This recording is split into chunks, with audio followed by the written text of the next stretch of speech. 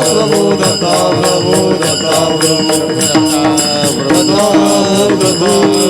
आनंदावधूत चिंतन श्री गुरुदेव सतनाथ महाराज की जय। अत्रि अनुसया माई की जय। सद्गुरु रामेश्वर महाराज की जय। समर्थ बाळवीर महाराज की जय। सद्गुरु गंभीरवन महाराज की जय।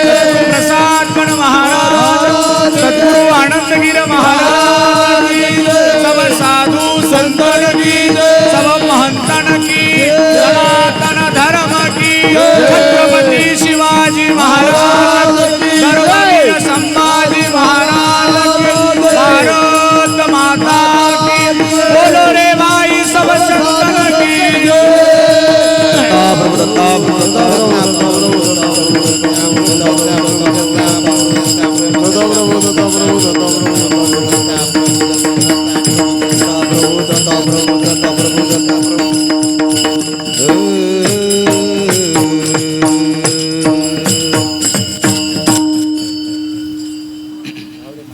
हॅलो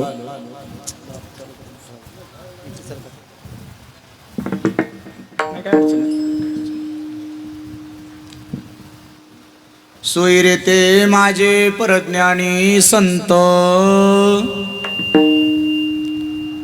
थोडा ट्रबल कमी जास्त. सोयरे ते माझे परज्ञानी संत सर्व गणगोत पूर्णते ते, थोडा बेस. त्यांच्या चरणाचा रजकी रजक, दासाचा सेवक दिनरंक. त्यांचे पद्मनाभ हेची माझे तीर्थ, श्री दत्त समर्थ ऐसे मज. त्यांच्या चरणाचा रजकी रजक, दासाचा सेवक दिनरंक. प्रसाद म्हणे तया नमस्कार माझा, प्रसाद म्हणे तया नमस्कार माझा. भाव नाही तुझा सत्य सत्य, त्यांच्या चरणाचा रजकी रजक, दासाचा सेवक दिनरंक. आत्री नंदन दत्तराज बरवा तारी जीवा भवदुस्तरी. भक्ताचा प्रतिपाळ करी सदा अनंत विघ्न हरी. होता दर्शने तापदोष हरती, संबोधिता घ्या वर्षुनी. करुणा मी तुझ भाकितो अवधूता, ये आता धावुनी. नमो अत्रिसुता नमो जी दयाळा, नमो विश्वरूपा नमो जी कृपाळा. रिद्धी सिद्धी दाता करी पूर्ण आशा. नमस्कार दिगंबरा दत्त दिशा, नमन माझे दत्तात्रया. मन माझे दत्तात्रया, नमन माझे दत्तात्रया. मन माझे दत्तात्रया. आत्री अनुसयेचे तनया, आत्री अनुसयेचे तनया. अनुसये चेतनया, अनुसये चेतनया. आदि अनुसये चेतनया, अनुसये. नमन माझे दत्तात्रया, आद्रि अनुसय चेतनया, आद्रि अनुसय चेतनया, आद्रि अनुसय चेतनया. नमन माझे दत्तात्रया, आद्रि अनुसय चेतनया, आद्रि अनुसय चेतनया, आद्रि अनुसय चेतनया.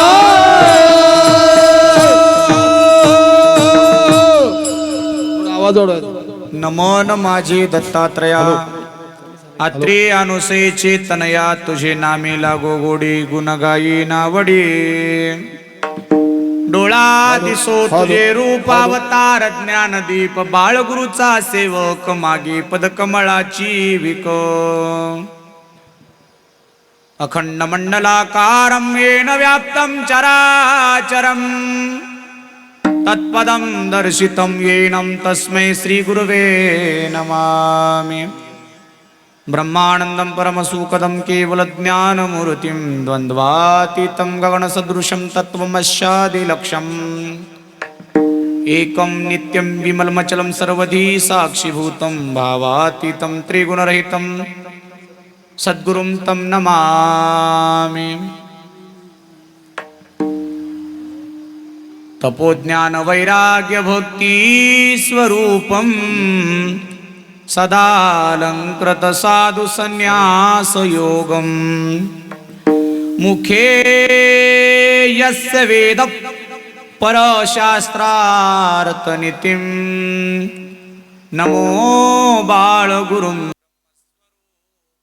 गंगाभिशुद्धं निजपादस्पर्शं सुरवेष्टितं चुंबितं पुण्यस्थानं कोलंबे स्थितं तं समाधिस्थमूर्तिं नमामि प्रसादवन योगिराजं नमामि प्रसादवन योगिराजं योऽन्तः प्रविश्य मम वाचमिमां प्रसुप्तां सञ्जीवयत्यखिलशक्तिधरस्वधाम्नाम् अन्यांचास्तचरणश्रवणत्वगादीन् प्राणान् नमो भगवते पुरुषाय तुभ्यं घ्यावी घ्यावी माझी सेवा दीन दुर्बळाची देवा दीन दुर्बळाची देवा दीन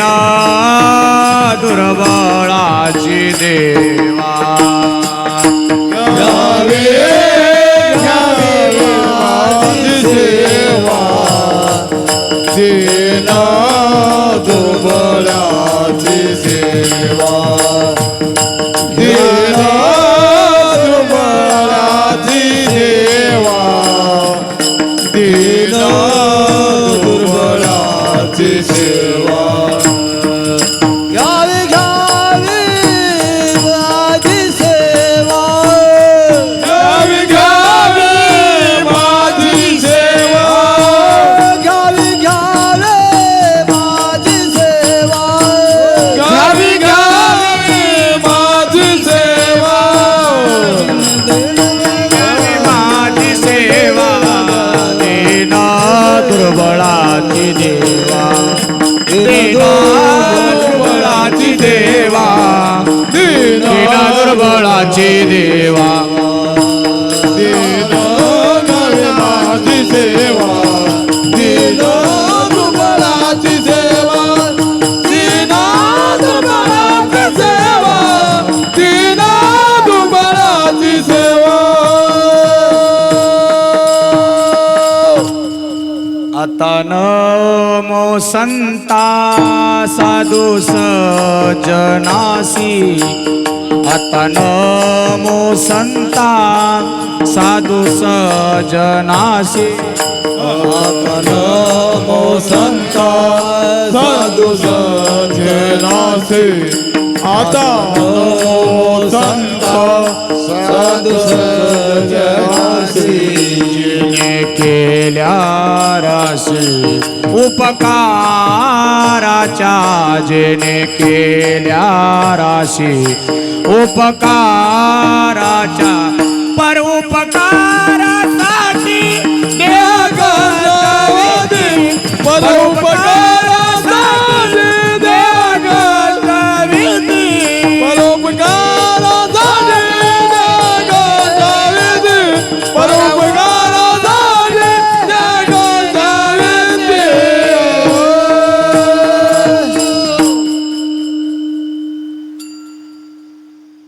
आता नमो संता साधू सज्जनाशी इको कमी जेने केल्या राशी उपकाराच्या परोपकारासाठी देह कष्टविती स्वधर्म सांगती आचरण करोनी जीवासी ज्ञान उपदेश सांगती जगास मूळ बीज म्हणूनी प्रसाद सांगे कळवळुनी लागावे चरणी संताची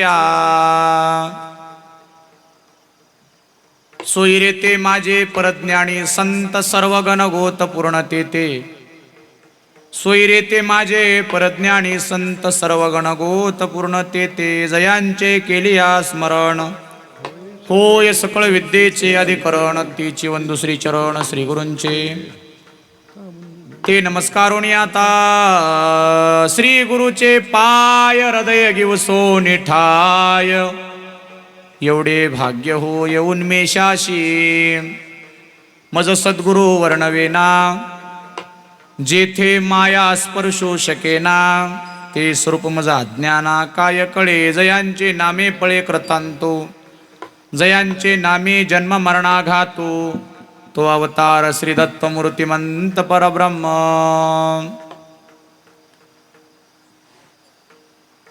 अनंत कृपा सिंधू 43 पदाचे मालक योगी यांची माऊली भक्तांचा पाठीराखा साधकांचे मायबाप चिंतकाचा चिंतामणी सज्जनवण चंदन भगवान दत्तप्रभू शैव ब्रह्मानंद शहादत्त प्रभू जगत कल्याणाकरता अवतरित झालेली सर्व संत मांदियाळी समग्र साधू संतांच्या चरणावर आदरपूर्वक आदरांजली नतमस्तक करून सेवेकडे वळतो. सेवेकरिता निवडलेला अभंग परमपूज्य प्रातस्मरणीय गुरुनाम गुरु सद्गुरु श्री महंत श्री श्री श्री 1008 डॉक्टर प्रसादपंत महंत महाराज श्री दत्त संस्थान कोलंबी पूजनीय प्रसादपंत महाराजांच्या गुरुपाठ प्रकरणातला हा अभंग आहे. संतांचं आणि त्यांच्या स्वत्वाचा संबंध सांगणारा आणि तुमच्या आमच्या जीवनामध्ये सुद्धा कैवल्य प्राप्तीच्या संबंधानं कोणतं सोयरीक कोणते पाहुणे मंडळी आपल्या हिताचे ठरतील आणि ते करणं आपल्याला आवश्यक असणार आहे याच्या करता या अभंगातून महाराजांनी सोपं सांगितलेलं आहे. अभंग 4 चरणाचा आहे. अभंगातील प्रतिपाद्य विषय असा आहे जे परज्ञान रूपी ज्ञानाने नटलेली जी मंडळी आहे ते आमचे सोयरे आहेत. नुसते सोयरे नसून तर ते गणगोत सुद्धा आमचे तेच आहेत आणि मी मात्र त्यांच्या चरणाचा दास आहे. त्यांच्या दासाचाही दास म्हणलं तरी अडचण नाही असं ते म्हणतात. कारण त्यांचे पद्मनाभ हेची माझे तीर्थ, त्यांचं पाय हे माझ्याकरता तीर्थ स्वरूप आहे. त्यांचे पाय माझ्याकरता दत्त स्वरूप आहे. म्हणून माझा त्यांना नमस्कार आहे. प्रसाद म्हणे तया नमस्कार माझा, भाव नाही तुझा सत्य सत्य, दुसरा कुठलाच माझ्या मनामध्ये इतरत्र भाव नाही. एकच भाव आहे अनन्यतेचा, तो म्हणजे परज्ञान रूपी ज्ञानाने नटलेल्या संतांच्या चरणाचा रजक होण्याचा भाव आहे. असा सार्थक स्वरूपाचा भाव अभंगाच्या दृष्टिकोनातून डॉक्टर प्रसादपंत महाराजांनी व्यक्त केलेला आहे. दत्ता प्रभू अवधूत चिंतन श्री गुरुदेव आत्री अनुसया माई सद्गुरु आनंदगीर महाराज, सद्गुरु प्रसादपंत महाराज, सद्गुरु मधुसूदन भारती महाराज, बोलो रे भाई सब प्रभु दत्ता प्रभु दत्ता प्रभु दत्ता प्रभु दत्ता प्रभु दत्ता प्रभु दत्ता.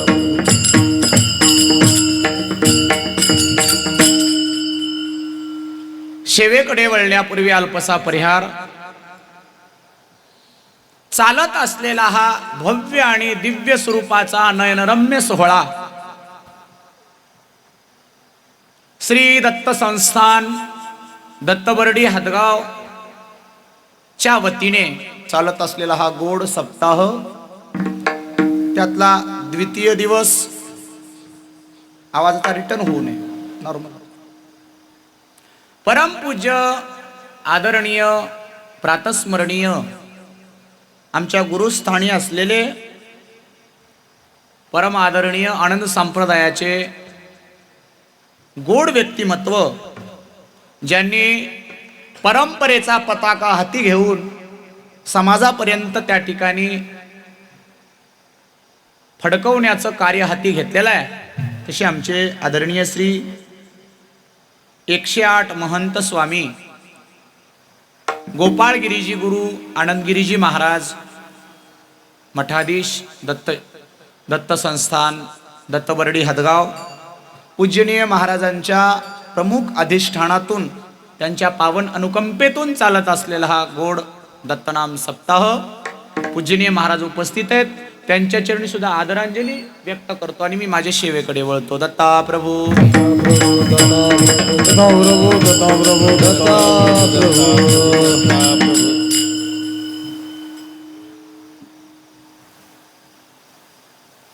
अतिशय गोड नियोजन आहे. इंद्रदेवाला लाजवेल अशी सभा आहे. फक्त त्या सभेपेक्षा इंद्रापेक्षा निद्रादेव जास्त आवडता असल्यामुळे लोकांना झोपी लागतात, ते असं आहे. कारण काय झालं तर माहितीये का तुम्हाला? सहज आठवलं म्हणून सांगतो. कुंभकर्ण ब्रह्मदेवाला प्रसन्न करून घेऊन इंद्रपद मागणार होता, शिटी वाजायली. ऐकताय ना तुम्ही? कुंभकर्ण रावणाचा बंधू, समोर सरका, ब्रह्मदेवाला प्रसन्न करून इंद्रपद मागणार होता. इंद्रपद जर राक्षसांच्या हातात गेलं तर सर्वांना अधर्मपर वर्तन करावं लागेल, म्हणून इंद्रपदच्या जाग्यावर तिथं सरस्वती जाऊन वाणीवर विराजमान झाली. इंद्र म्हणत असताना ते निद्र झालं. म्हणून माणसाला गावात कीर्तन असलं काय, काही असलं काय, जे लोक कुंभकर्णाच्या कुळातले आहेत त्यांना काय म्हणून उठवावं सांगा? दत्ता प्रभू. एवढा नयनरम्य असणारा अगोचर सोहळा या ठिकाणी गोचर स्वरूपामध्ये महाराजांनी आणलेला आहे. काय कमी आहे मला सांगायचं? कशाचंच कमी नाही, कशाचंच कमी नाही. बसण्याकरता जागा आहे. त्यातल्या त्यात अजून मला अतिशय त्या गोष्टीला मुख्यत्वानं वर्णन करावं वाटेल. माणसांना खाली बसा वाटत नाही, खुर्चीची सुद्धा व्यवस्था महाराजांनी केली. खुर्च्यांची सुद्धा सगळ्यांना व्यवस्था आहे. त्यातल्या त्यात असंही काही बंधन नाही, पुढे एक खुर्ची घेऊन बसू शकता, पाय लांब कराय, काही अडचण नाही. आता कसं का होईना, बसा हो, ऐका हो म्हणावं लागते ना हो. ऐकणं महत्वाचं आहे, बसा, काही अडचण नाही. माझ्याकडून काही राग नाही, काही राग नाही. काय राग आहे ते मी तुम्हाला नंतर बघेन, इथं कशाला राग करू. सज्जन आहो, माईबापा हो. जसं बागेला फुलाशिवाय शोभा नाही ना, तसं मंडपाला श्रोत्यांशिवाय शोभा नाही. पण ते आता कार्यक्रमाचा चढता प्रहर आहे, वाढणार पब्लिक असो, आहे त्यात आनंद उपभोगायचा आहे आपल्याला आणि सद्गुरूची सेवा करायची आहे. या शिखरावर जे काही कार्य चालू आहे, आल्या आल्या दर्शन झालं. 41 किलोच्या चांदीची मूर्ती आहे. आणि या अगोदर एकदा चांदीच्या पादुकाचं आणि मुखवट्याची स्थापना झाली, ती 16 किलोची आहे ना, 16 किलोची. आता हे दोन अंक महत्वाचे आहेत, मला सवय लांब होऊन बोलायची आहे. 16 आणि 41 हे आनंद संप्रदायातले महत्वाचे अंक आहेत. आता या अर्थानेच महाराजांनी केला असेल, कारण परशास्त्रामध्ये 41 म्हणलं की अमृतार्णव पद आहे. कदाचित या जड जीवाला अमृताची प्राप्ती व्हावी याच्याकरता 41 किलोची मूर्ती करावी अशी वाटली असेल महाराजांना, म्हणून ती 41 किलोची मूर्ती आहे. आणि 16 किलोची चांदीची पादुका आहे, मुखवट आहे. ते कशा करता? तर आपल्या महापूजेला 16 नारळ, 16 नागिलीचे पानं, 16 खोबरं, 16 वाट्या, सगळं 16 आणि या 16च्या पलीकडं आपल्याला 17वी जीवन कळेकडे जायचं आहे, म्हणून ही 16 किलो आणि ती 41 किलो अशा प्रकारचं त्या ठिकाणी गणित महाराजांनी करून दिलं. आणि तुमच्या आमच्या जीवनामध्ये की 41वं पद गाठता आलं म्हणजे 41 किलोची मूर्ती बघितली की 41वं पद म्हणजे अमृतार्णव पद, जिथं अमृताचा झरा आहे ते अमृत म्हणजे ज्ञान आहे आणि त्या ज्ञानाच्या प्राप्ती करता हा अट्टहास आहे. दत्ता प्रभू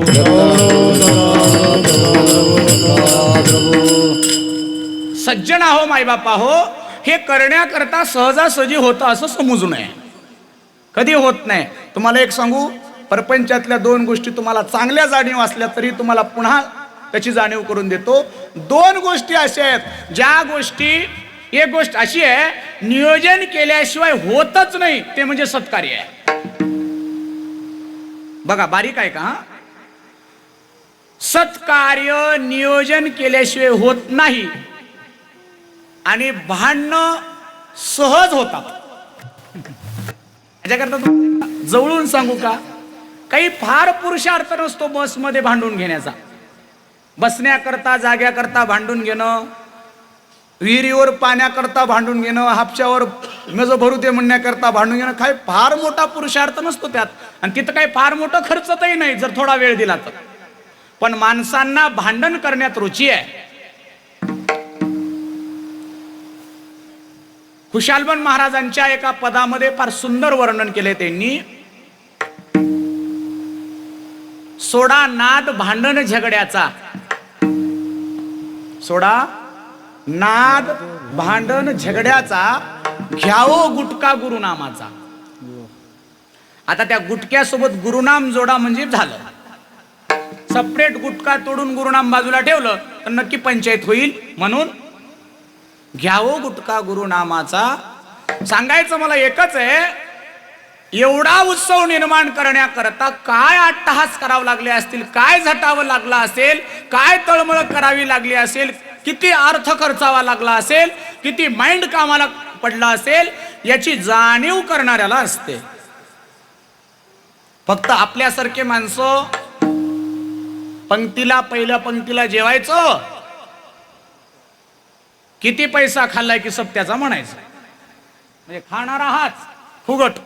काही काही तर असे माणसं असतात महाराज, सप्त्यात काय देणगी देत नाहीत पण उरलेली बुंदी 8 दिवस खातात घरी नेऊन सप्त्यातली. अशी अवस्था आहे. विनोद नाही, कारण कार्यक्रम आम्ही करतो म्हणून आम्हाला चांगली जाणीव आहे याची. दान देणारे माणसं ओहापोहा करीत नाहीत. ही गोष्ट फार बारीक आहे बरं. जे लोक दान देणारे आहेत ना ते जास्त त्या गोष्टीचा बडेजाव करीत नाहीत आणि 11-21 रुपये दिलेले कुठं मावत नाहीत. फार पंचायत याची जाणीव महाराजालाही असेल.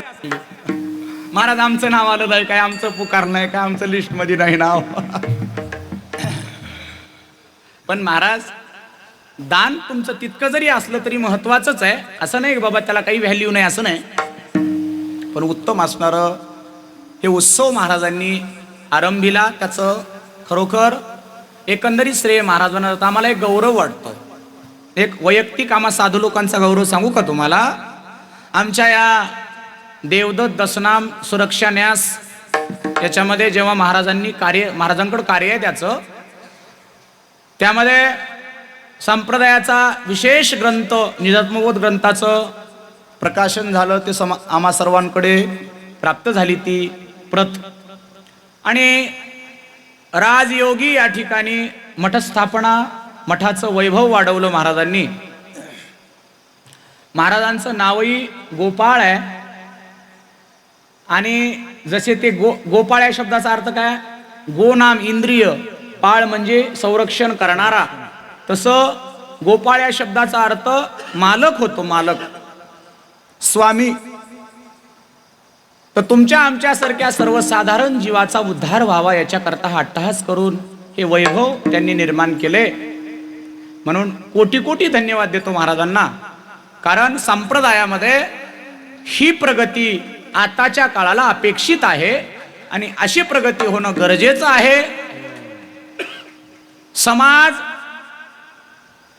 आत्मिक दृष्टीनं जरी परमार्थात नाही लागला, बारीक आहे, समाज आत्मिक दृष्टीनं परमार्थात जरी नाही लागला आजच्या दशेत, पण लौकिक दशेनं जरी मंदिरात येऊन बसले, दत्त दत्त म्हणले, दुसऱ्याचं बघून तरी केले, कमीत कमी फायदाच आहे. दत्ता प्रभू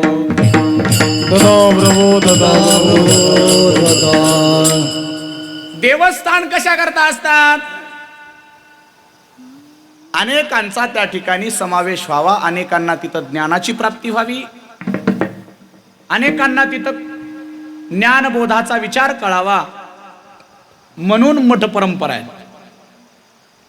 तुम्हाला सांगून जातो, जेव्हा या भारत देशावर परकीय आक्रमणाने त्रस्त केलं भारत देशाला, खूप प्रकारचे परकीय आक्रमण आपल्या या देशावर झाले, अनेक प्रकारचे परप्रांतीय लोकांनी इथे येऊन पगडा गाजवला. त्या काळामध्ये हे 2500 वर्षापूर्वी ही यवन सत्ता, ख्रिस्ती हे नंतर आले. त्या अगोदर या समाजावर नास्तिकवादाचा पगडा पडला होता. नास्तिकवादाचं म्हणणं काय होतं? जन्मण्याच्या अगोदर काही नसतं, मेल्यावर काही नसतं, आपल्या षडदर्शनाच्या व्यतिरिक्त काही दर्शन आहेत. सर्व दर्शन संग्रहामध्ये चारवाक नावाचं एक दर्शन आहे. त्या दर्शनाचं नाव काय? चारवाक. चारवाककार म्हणतात, माणूस मेल्यावर येत नाही, माणसाच्या मेल्यावरचं अस्तित्व संपतं. माणूस मेला, अस्तित्व संपलं, असं चारवाक म्हणतो. चारवाकाचा एक श्लोक आहे संस्कृतामध्ये. चारवाक म्हणतो, ऋण काढा, उपाशी मरू नका, ऋण काढा पण तूप प्या. बघा ऐकताय ना तुम्ही? याजानं पैसे काढा, चोरी करा, काही करा, पण तूप पिऊन जगा. कारण कोण बघितलंय मेल्यावर येईल, जगल, वाचल, किंवा मेल्यावर परत येईल असं कोण सांगितलंय? चारवाकाचं म्हणणं. पण चारवाकाचा प्रभाव लोकांवर लगेच पडतो. अशा गोष्टी लोकांना लगेच पडतात. मी जर आता समजा कीर्तनात म्हणू द्या, देव असते का कुठं, देवाचं काय अस्तित्व, हे ते म्हणू द्या, लोक जय जयकार करायला तयार असतात आमचा. पण देव आहे हे पटवून भारत देशात देवा लागायला लागले, ही दुखापत आहे, अवघड आहे. भारत देशात देव आहे बाबा हे पटवून देण्याची वेळ आली, किती दुःख आहे सांगा. यावत जीवेत सुखद जीवेत ऋणम कृत्वा धृतम पिबेत भस्मीभूतस्य देहस्य पुनरागमन कृतः. चारवाक म्हणाला. पण त्या काळामध्ये देवाला वाटलं बाबा हे असंच जर या चारवाकाचं ऐकत गेले लोक आळशी होतील, कोणाचंही ऋण काढतील, तूप पितील, बिनकामी ढेऱ्या वाढीतील, पंचायत होईल म्हणले. त्यावेळेस भगवत पाद श्रीमद जगद्गुरु शंकराचार्याचा अवतार झाला आणि शंकराचार्यांनी मोठ्या मोठ्या विद्वत धुरंधर पंडितांना पराजित केलं. पूर्वीच्या काळात शास्त्रार्थ चालायचे आणि त्या शास्त्रार्थामध्ये जो कोणी जिंकेल त्यानं ज्याच्याशी जिंकतोय त्याला दास्यत्व करून घ्यायचं, तो दास म्हणून राहायचं, जो जिंकेल तो मालक व्हायचा. मंडन मिश्र नावाचा मध्य प्रदेश मधला एक महान विद्वान धुरंधर होता. काय नाव होतं? मंडन मिश्र.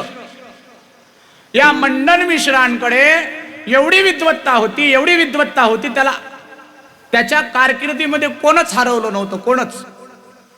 एक दीड वर्ष त्यांचे शास्त्रार्थ चालायचे. तेव्हा भगवतपाद श्रीमद जगद्गुरु आद्य शंकराचार्यांनी मंडन मिश्रांकडे गेले. आता मंडन मिश्रांचा अधिकार सांगतो थोडं का तुम्हाला, माझा विषय तितका नाही, मला बाजूला पुढे जायचंय मला. मंडन मिश्राच्या गावामध्ये गेल्यावर आचार्यांनी विचारलं क्या हो? या गावामध्ये मंडन मिश्रांचं गाव कोणतं आहे? त्यांनी सांगितलं, ज्या घराच्या समोर पोपट बांधलेत ते मंडन मिश्रांचं घर आहे. आचार्य समोर चालतात, पाहतात तर काय सगळ्यांच्याच घरासमोर पोपट होते ना महाराज, सगळ्यांच्याच घरासमोर. पुन्हा आचार्य विचारतात त्या सद्ग्रस्ताला, काय हो पोपट तर सगळ्यांच्याच घरापुढे आहेत?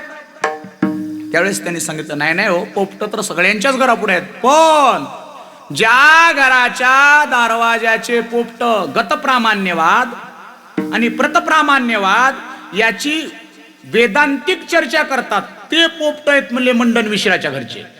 आता विचार करा, इथं माझा विषय संपला. ज्याच्या दरवाजातले पोपट गतप्रामाण्य प्रतप्रामाण्य गातात त्या मंडन मिश्राची काय विद्वत्ता असावी याचा विचार करा तुम्ही. पण तशा मंडन मिश्रांना आचार्यांनी हरवलं आणि तिथं सनातन परंपरेचा ध्वज फडकवला, सनातन परंपरेचा. आणि ती चालत आलेली ही परंपरा आहे. दत्ता प्रभू. आचार्यांना 4 शिष्य झाले, मग मंडन मिश्र आहे महाराज. मंडन मिश्र वास्तविक त्याचं नाव मंडन मिश्र होतं, पण तो मध्वाचार्य झाल्यानंतर 4 शिष्यांनी 4 मठ स्थापन केले.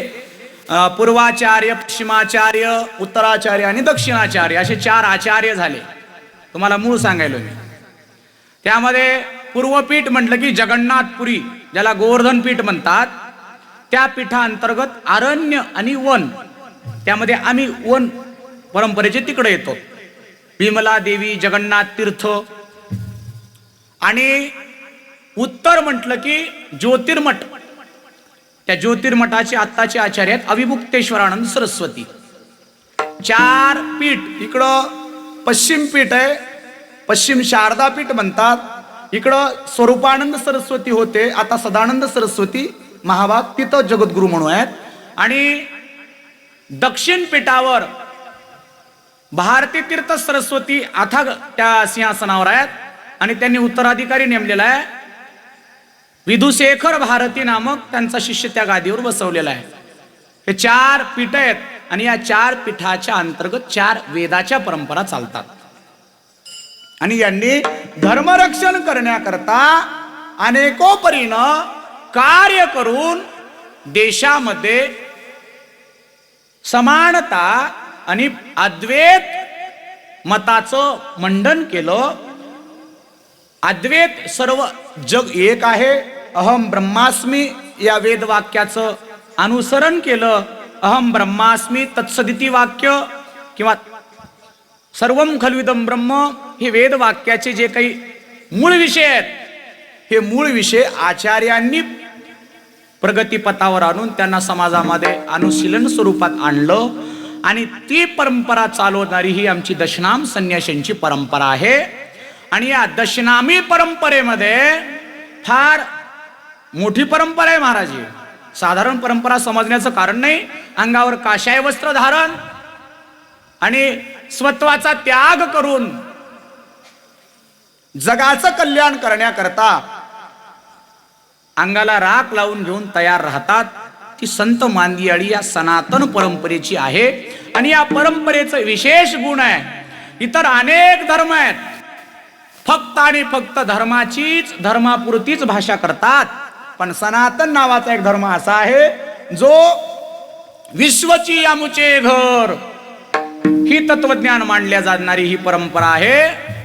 किंवा जे जे भेटे भूत ते ते मानेजे भगवंत, हा भक्ती योग निश्चित जाण माझा. ही शिकवण देणारा हा संप्रदाय आहे, शिकवण देणारी ही प्रणाली आहे. सर्व आत्मा विराजला मुळीच द्वैताला ठाव नाही.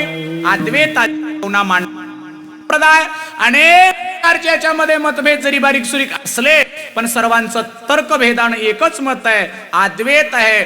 ईश्वरच सर्वश्रेष्ठ आहे. ईश्वर आणि जीवाचा संबंध आपल्याला लक्षात घेण्याकरता आपल्याला कीर्तन ऐकायचं आहे. दत्ता प्रभू.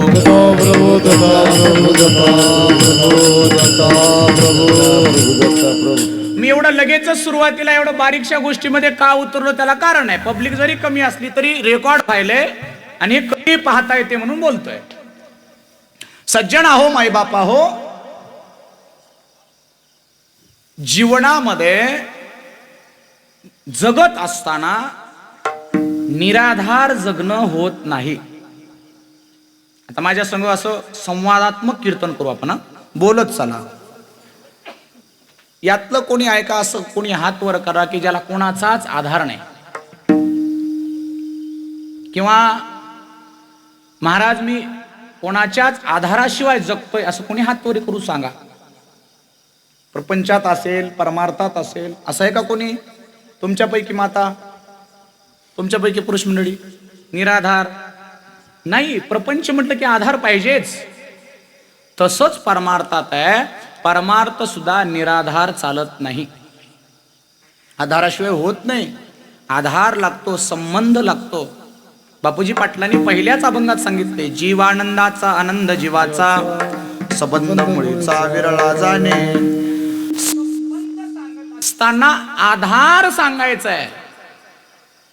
मग या जीवाला आधार कोणाचा आहे? त्या आनंदाचा आहे. आनंद कोण आहे कळावा. आता अनेक संप्रदायांनी या आनंदाचं वेगळ्या दृष्टीने नामकरण करून त्याचं पूजन अर्चन करतात. देव बदलला असं काही नाही बरं.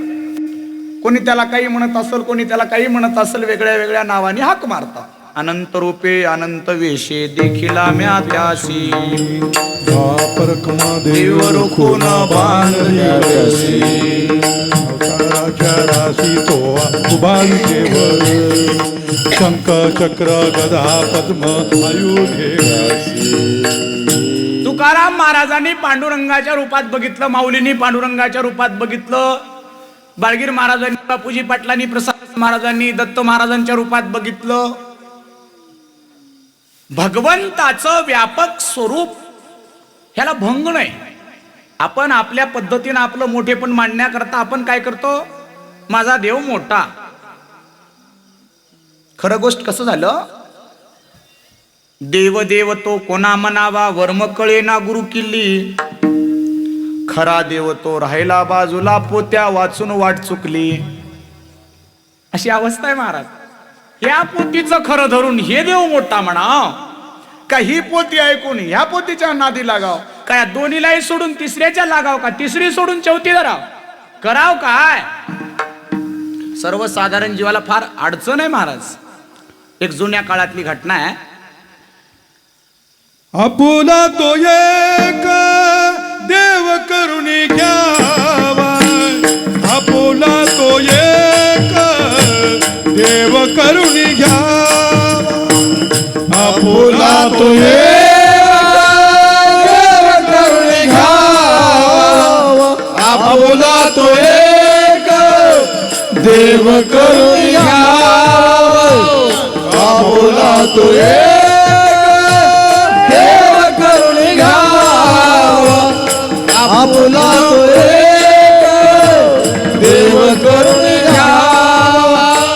तेरा विना देवा सुख नाही, तेरा विना जीवा सुख नाही, तेरा विना देवा सुख नाही, तेरा विना जीवा सुख नाही.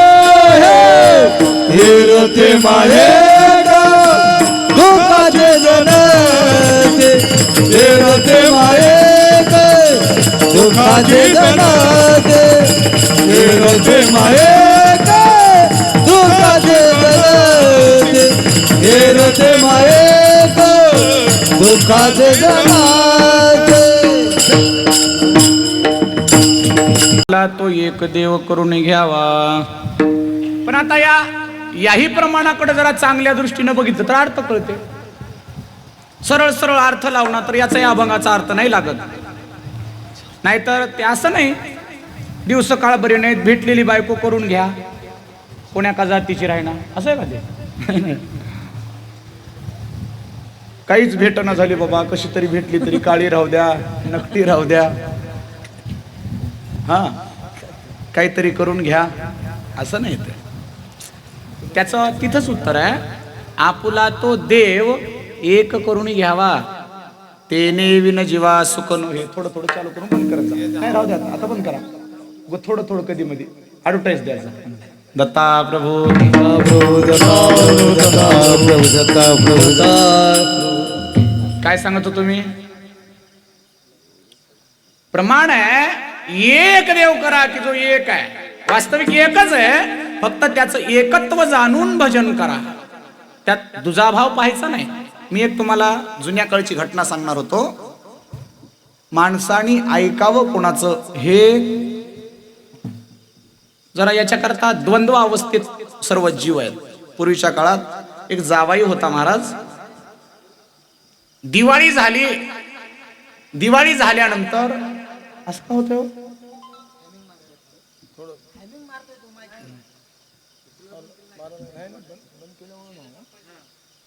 मग मला माईकच द्या, डायरेक्ट वायरचं माईक द्या.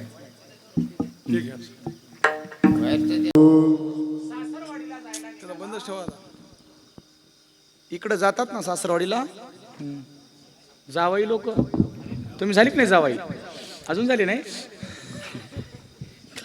ते आम्हाला सांगल्याशिवाय होईल तरी कसा जावाई. श्रीकांत तू जावाई झाला नाही?